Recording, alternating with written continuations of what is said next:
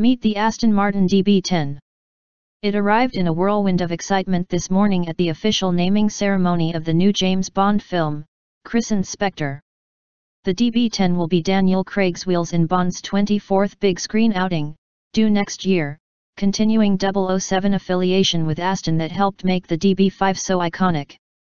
We love a Bond flick, but needless to say it's the DB10 that's whet our appetites the most.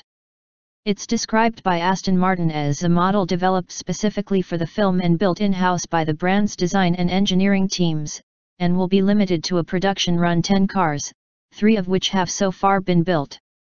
But it's fair to say this is no pie-in-the-sky concept. It looks an entirely road-ready vehicle, and its Aston convention-matching name ought to be a deep hint that we're looking at a preview of the DB9 replacement.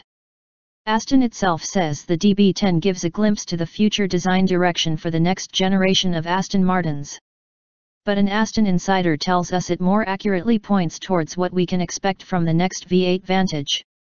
As such, a 4.7-litre 8-cylinder apparently sits beneath that svelte bonnet.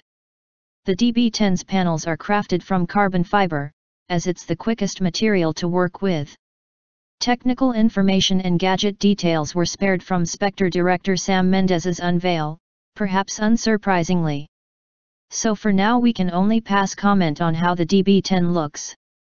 Nice would appear to be an understatement, the tautness of the V8 melded with the longer profile of the DB9, but with much sharper creases and some perfectly housed alloy wheels.